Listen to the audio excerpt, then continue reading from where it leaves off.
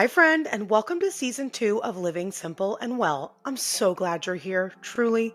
This season feels like a fresh breath, a new chapter, an invitation to step into your life with more intention and a lot more grace. Season 2 is about honoring where you are right now while still believing in where you're going. It's about slowing down without shrinking your dreams, about caring deeply for your body, your home, and your heart without guilt and without pressure. Here on Living Simple and Well, we talk about what it really looks like to live well in real life. Not perfectly, not polished, but honestly. This season, we'll explore gentle productivity that supports your nervous system instead of draining it. We'll talk about wellness rooted in self respect, not shame, about creating a life that feels calm and meaningful while still allowing space for passion, purpose, and income.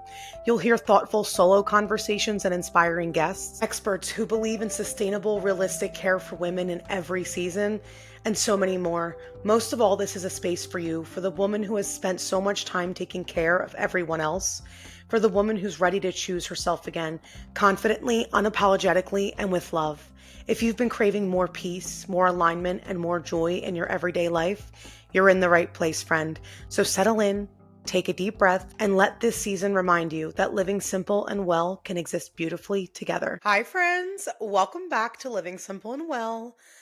I have truly loved curating these episodes and connecting with all of you on such meaningful topics. I live by a lot of what I share here. I show up as a very in progress girly, not someone who has figured it all out and is sharing their expert truth, but as someone who genuinely wants to walk beside you each step of the way. Do you remember the hack taking like fuzzy socks to wrap your hair before bed? Put the sock in your mouth clean and then like wrap your anywho. I did it last night for the first time in a really long time. I had tried it when it was like all the craze and loved it, and I don't know why I forgot about it, but I am loving these curls. Day 3 hair over here, and I don't think you'd ever know. I was using my curling iron almost daily to freshen up each day because I did commit to getting ready in some capacity every day to feel good about myself. I feel so much better when I'm like dressed and I have effort put in. Anybody else? I feel like it's a thing. But I want to reduce some heat to my hair. And so I formulated a plan to essentially curl it with my curling iron. This really just gets the actual wave going and, the frizzies gone and stuff with the heat on wash day. And then basically do the sock trick before bed every night for the following nights until it's dirty enough to not do that anymore. Then I suppose I'll wash it again at that point. But we are in love month, and I talk a lot about self care. And I just want to say that without channeling the Hallmark holiday vibes, I hope you're really tuning into yourself and your needs this month, especially. Celebrating yourself, being proud of where you are in the present moment, and relishing in all that you've accomplished. This, friends, brings me right into today's episode. I want to chat today about something that might feel a little bit uncomfortable, but also really, really honest. Most of us didn't come to consume wellness content or start researching wellness topics or like the latest trends because life was great and we just wanted to optimize. We came because something wasn't working anymore. Maybe you were exhausted in a way that sleep wasn't fixing. Maybe you felt disconnected from your body. Maybe you didn't even recognize yourself in the mirror, not just physically, but also emotionally. And at some point, wellness became a promise that if you just tried hard enough, stayed consistent enough, disciplined enough, you'd arrive at a version of yourself that finally felt good, felt okay. But what I don't believe anybody really says out loud is that this after version of you keeps moving. You reach one goal and suddenly you've come up with another one. You feel better and then the bar shifts again. So today, I want to slow that whole idea down because wellness isn't a finish line, it's a relationship. Yes, before and after photos are powerful, but they're also kind of misleading. They imply a clear break between who you were and who you're allowed to be now. But real life just doesn't work in clean lines like that. What these photos don't show are the days that you didn't want to show up, the weeks that nothing seemed to change, and the emotional work that all happened underneath the surface. When we fixate on the after, we tend to miss the present. We postpone joy. We withhold pride. We tell ourselves we'll feel worthy once we arrive. But what if the work isn't becoming someone new? What if it's learning to stay with yourself? So, I want to kick this off by lovingly calling out some of the myths that make women feel like they are failing. I want to get really real for a moment because I see this trap so often. Women beating themselves up over wellness myths that, well, honestly, just aren't true. Raise your hand if you've ever felt like you failed because you skipped a workout or didn't eat perfectly, missed a yoga class. Hello? We have been taught that consistency is this flawless, rigid thing. That if you miss a day or a week, you've lost all of your progress. That one single slip erases everything you've done. Here's the truth: consistency is returning. It's showing up again after life happens, after travel, holidays, or illness. Real consistency isn't about perfection, it's about reliability. And reliability is built in the messy middle, not in a streak of Instagram ready days. So if you're sitting here thinking, I'm failing, I promise you're not. You're just human, and humans miss days. That's exactly how growth sticks. And here's the thing: once we stop believing that missing a day means failure, it opens the door to another big misconception that only intense effort counts. Because if we think every session has to be extreme, we're setting ourselves up for disappointment before we even start. Fallen for this one myself. That voice in my head saying if I'm not dripping sweat, shaking, or sore, it didn't matter. But here's the thing: your body doesn't measure effort like that. Your nervous system, your joints, your muscles, they care about movement, not performance metrics. Gentle walks, stretching, strength work, even slow, intentional breathing, they all count. In fact, they might count more than doing the thing that leaves you exhausted and depleted some days. Sometimes the most effective wellness is the one that doesn't feel like punishment, that nourishes instead of drains you, that fits into your life instead of disrupting it. And that, my friends, leads us into another trap. If we think intensity equals progress, it's no wonder we also believe motivation will magically appear once we see results. But motivation doesn't show up in the perfect form. It's built when we return over and over again, even when we don't feel like it. I feel like this is probably the cruelest of the myths I'm sharing today. We have been sold the idea that motivation is something that arrives magically when we finally look different, hit a number on the scale, or complete the perfect streak. But here's the reality: motivation comes from showing up, not the other way around.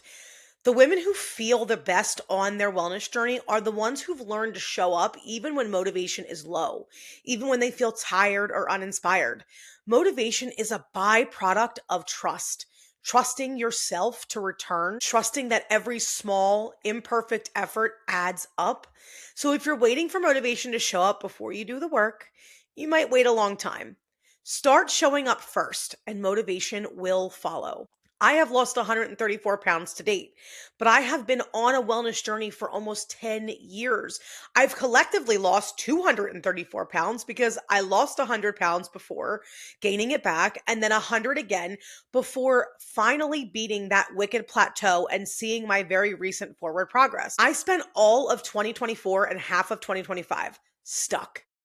But you know what I didn't do? I didn't give up. I didn't let the fact that my habits hadn't changed but the scale wasn't moving affect me because I focused on how I was feeling. Were all the days great? No. Of course, I'd spend some time feeling that sense of failure creeping in, and it took a lot of work to right myself mentally some days, but I never gave up. I kept showing up. And here's the kicker: so many of us rely on this idea of motivation to push ourselves, thinking discipline is all we need. But when discipline runs without compassion, it leads to exhaustion. Which brings me to the very last myth: that discipline alone is the answer. Don't get me wrong, discipline is sexy in theory, but discipline without compassion, it's lonely. If you're constantly pushing yourself, punishing yourself for missed days, or feeling like every single choice is a test of your willpower, that's just not wellness. That's performance. Compassion is what makes wellness sustainable. Compassion is what keeps you coming back. Compassion says, it's okay you missed that class. It's okay you had a late night. It's okay today is a rest day. It doesn't erase your effort. You're still showing up. Discipline tells you, keep going, push harder, don't slow down. while compassion tells you keep going, but with love for yourself along the way. And in my personal experience, compassion wins every single time. Breaking free from these myths doesn't mean doing more. It means thinking differently. It means showing up in a way that honors your body, your mind, and your life. And that's exactly what real life consistency looks like. Wellness that requires you to ignore your humanity isn't sustainable. Consistency isn't glamorous. It looks like moving your body even when motivation might feel low, eating in a way that supports you most days, not every day, and choosing rest without guilt. It's the quiet commitment to not abandoning yourself when things get messy. And this is where real confidence is built, not through perfection, but through reliability. You start trusting yourself again. And here's the shift that changes everything. When you stop asking, when will I be done? And start asking, how do I feel today? You connect with your body. You make decisions based on presence instead of pressure. Wellness becomes less about control and more about care. And care is what actually lasts. Wellness doesn't have one shape. It doesn't have a strict formula, a perfect routine, or a finish line. It's personal and it's yours. All the myths we just unpacked, they try to tell you otherwise. They try to make you think you have to hustle, push, or perform your way to feeling good. But real wellness, the kind that lasts, comes from listening to yourself, honoring your rhythms, and celebrating the small wins along the way. Take a moment to think about your own life, not your Instagram life, not your friend's life, but your own life. Which part of your wellness journey feels the most you right now? Where are you pushing yourself unnecessarily? What would it look like to slow down just enough to feel your progress rather than chase it? When we start asking ourselves these questions, consistency becomes something gentle and sustainable. Motivation becomes a byproduct, not a requirement. And progress, real true progress, is measured by how we feel in our bodies, in our minds, and in our hearts, not just by outcomes or numbers. The best part, friend, you don't have to do it perfectly. You just have to keep showing up for yourself in a way that feels aligned with your life, your values, and your body. That's where transformation lives, not in some dramatic before and after way, but in the quiet, steady moments where you choose care over pressure. I want you to promise me you'll do a few simple things when thinking about wellness and your journey as a whole. First, I want you to lower the bar. Stop setting astronomical standards that someone else made up. Listen to your own intuition and repeat often to create that rhythm of consistency, choosing habits you can sustain even on hard days. Promise me that you will track how you feel, not just what you do. Let rest be part of the plan, not the reward for executing said plan. Wellness should support your life, not dominate it. If you've been waiting for the moment you finally feel done, I want you to know you're allowed to feel good right freaking now. Wellness isn't a before and after. It's showing up again and again with kindness. You're doing better than you think. And as always, friends, thank you for being here. I hope you lean into this week treating yourself with more care, giving yourself more grace, and letting yourself find pride in all you've done so far. As always, if this episode resonated with you, I'd love for you to share it on socials or with a friend who you think might also be inspired. Until next time, friends, keep living simple and well.